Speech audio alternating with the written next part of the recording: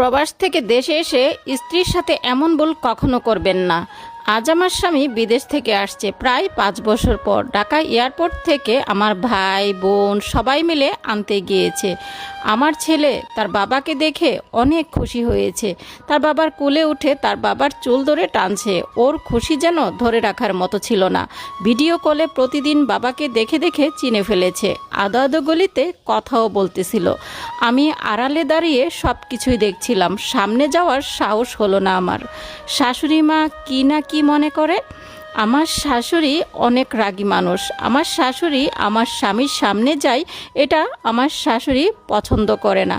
আমার শাশুড়ির কথা হলো তার ছেলে প্রবাস থেকে এসেছে, তারা মন ভরে দেখবে। কিসের জন্য আবার স্ত্রীর সাথে সময় কাটাবে, কিসের জন্য স্ত্রীর সাথে কথা বলতে হবে, সে তো পরের মেয়ে।